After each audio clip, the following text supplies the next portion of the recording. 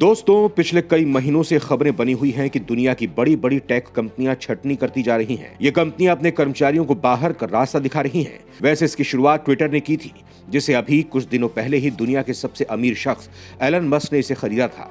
Twitter को अधिग्रहण करते ही उन्होंने अपने आधे कर्मचारियों को नौकरी से निकाल दिया।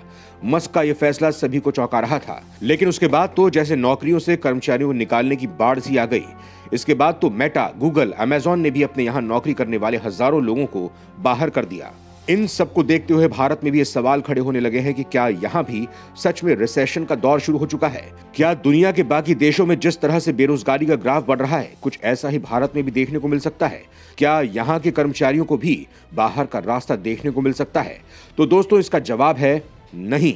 भारत में रिसेशन का कोई असर नहीं है, यह कहना है क्वस संगठन का। उनका कहना है कि इस वक्त आईटी सेक्टर में काफी दिक्कतें आ रही हैं, वो जल्द ही खत्म हो जाएंगी। वहीं भारत की बात की जाए तो वो आने वाले समय में सबसे तेजी से ग्रोथ करने वाला है, लेकिन फिलहाल 6 महीने के लिए आईटी कंपनी से लोगों को कुछ परेशानी का सामना करना पड़ सकता है। उसके बाद ये कहानी बदलने वाली है। तो चलिए जानते हैं कि आखिर आने वाले इन 6 महीनों में ऐसा क्या होने वाला है जो आज के हालातों को पूरी तरह से बदल देगा। भारत की अर्थव्यवस्था में कैसे इन 6 महीनों में इतना बूम आने वाला है कि वो सभी को पीछे कर देगा। तो चलिए जानते हैं इस वीडियो में, तो आप इसे अंत तक जरूर देखिएगा। दोस्तों, इस वक्त अर्थव्यवस्था के जो हालात हैं वो ठीक नहीं है। वो एक तरह से रिकवरी मोड में चल रही है। इस दौरान कंपनियां खुद को प्रॉफिट में रखने के लिए कर्मचारियों को नौकरी से निकाल रही हैं, यानी कि ले ऑफ कर रही हैं। यहां आपको बता दें कि ले ऑफ का मतलब होता है कि कुछ समय के लिए कंपनियां कर्मचारियों की छंटनी कर देती हैं, उन्हें नौकरियों से बाहर निकाल देती हैं। अमेरिका, ब्रिटेन में यह काफी देखने को मिल रहा है। वहीं भारत में इसका थोड़ा बहुत असर देखने को मिल रहा है, लेकिन यह स्थिति जल्द ही सुधर जाएगी। दोस्तों, विशेषज्ञों का कहना है कि भारत जैसे देश की बात करें तो यहां ऐसे हालात ज्यादा दिनों तक रहने वाले नहीं हैं। अभी फिलहाल भारत इस तरह की कंडीशन में है कि वो दूसरे देशों के मुकाबले काफी अच्छे से ग्रोथ कर रहा है। अंतर्राष्ट्रीय मुद्रा कोष ने अभी हाल ही में दुनिया भर की अर्थव्यवस्थाओं पर ताजा आंकड़े जारी किए हैं, जिसमें आईएमएफ ने भारत की अर्थव्यवस्था पर भरोसा जताया है। उनका कहना है कि भारत 6% की दर से प्रगति करेगा। दोस्तों, भारत के अगर आंतरिक हिस्सों को लेकर बात की जाए तो वहां भी हालात अलग मिलते हैं। जैसे वेस्ट इंडिया और साउथ इंडिया में रोजगार की दर बढ़ती हुई देखने को मिल रही है। यहां आईटी सेक्टर में छटनी हो रही है, लेकिन इसकी संख्या बहुत कम है और ये जल्द ही रिकवर भी हो जाएंगे। यानी कि यहां ये कह सकते हैं कि हम अभी भारत को रिसेशन के साथ नहीं जोड़ सकते हैं, यानी कि भारत में रिसेशन नहीं है। दोस्तों, जब किसी भी देश में जीडीपी में लगातार 6 महीने या 2 तिमाही तक गिरावट आती है तो इसे अर्थशास्त्र में आर्थिक मंदी कहा जाता है। वहीं अगर लगातार 2 तिमाही के दौरान किसी देश की जीडीपी में 10% से ज्यादा की गिरावट आती है तो उसे डिप्रेशन कहा जाता है, जो काफी भयावह होता है। लोगों की नौकरियां चली जाती हैं, कंपनियों का प्रॉफिट कम हो जाता है, महंगाई बढ़ जाती है। यानी कि जब ये सब चीजें एक साथ देखने को मिले तो समझ जाइए कि रिसेशन का दौर शुरू हो चुका है। कोरोना महामारी के दौरान भारत की अर्थव्यवस्था के दौरान जीडीपी में गिरावट देखने को मिली थी, जो अब धीरे धीरे ग्रोथ कर रही है। आज भारत की कुल अर्थव्यवस्था $3 ट्रिलियन तक पहुंच गई है। वहीं साल 2000 से लेकर 2007 तक ये $4 बिलियन थी। वहीं अभी जो हालात हैं उसे देखकर भी विशेषज्ञ ये कह रहे हैं कि भारत उसी ग्रोथ रेट पर फिर से आगे बढ़ेगा। यहाँ रिसेशन ज्यादा दिन रहने वाला नहीं है। इसे रिकवर करते हुए भारत फिर से वही ग्रोथ रेट हासिल करने वाला है। लेकिन यहाँ ये जरूरी है कि देश की विकास दर लगातार स्थिर बनी रहे, ये गिरे नहीं। क्योंकि अगर देश में किसी भी तरह की महामारी या कोई युद्ध जैसे हालात पैदा होते हैं तो भारत अपनी ग्रोथ रेट खो सकता है।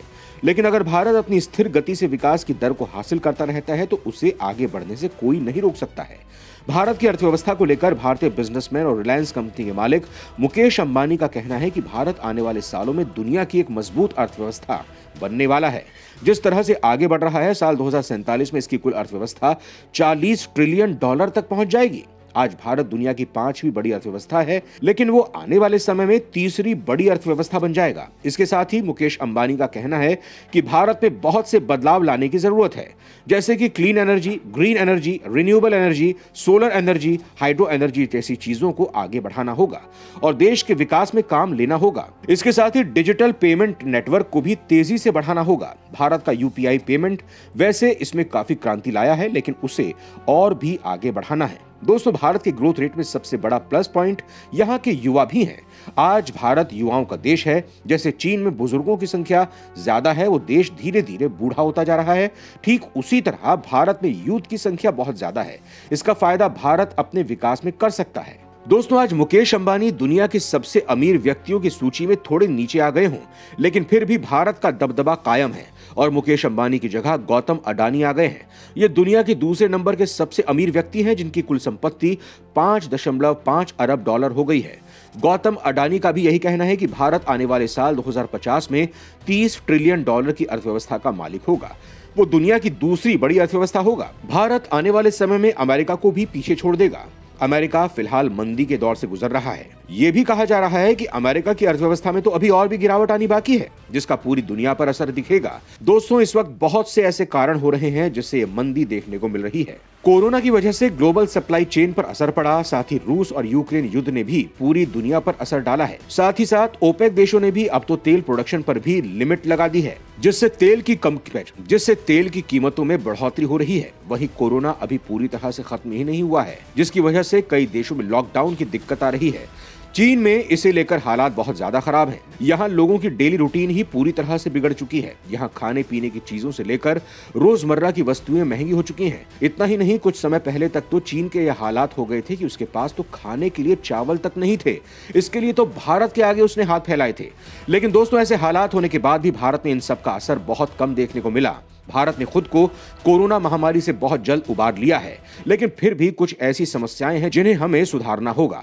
इंफ्रास्ट्रक्चर सेक्टर में जो दिक्कतें हैं उन्हें दूर करना होगा। सरकार की कई योजनाएं जैसे प्रधानमंत्री गति शक्ति योजना, आत्मनिर्भर भारत अभियान जैसी कई योजनाओं का गति देकर देश को आगे बढ़ाना होगा। इसके अलावा बैंकिंग, फाइनेंशियल सर्विस इंडस्ट्री और मैन्युफैक्चरिंग सेक्टर पर ज्यादा ध्यान देना होगा, क्योंकि इन सेक्टर में रोजगार के सबसे ज्यादा स्कोप है और ये सामने आ रहा है कि यहाँ काफी सुधार देखने को मिल रहा है। नई नौकरियां मिल रही हैं। इसके साथ ही डिजिटल पेमेंट में भी ग्रोथ देखने को मिल रहा है। यहां सबसे ज्यादा जिस चीज में बढ़ोतरी देखने को मिल रही है वो ये कि देश में महिलाओं का वर्किंग सेक्टर बढ़ा है, यानी कि महिलाएं अब घर नहीं बैठकर काम करने लगी हैं। दोस्तों, भारत एक बेहतर तकनीक, अपने काम की पॉलिसी में बदलाव करके, बेहतर इंफ्रास्ट्रक्चर क्रिएट करके अपने यहां रोजगार संख्या को बढ़ा सकता है। यहां जो थोड़ा बहुत ले ऑफ देखने को मिल रहा है उसमें कमी आएगी और 6 महीने बाद यहां हालात पूरी तरह से सुधर जाएंगे।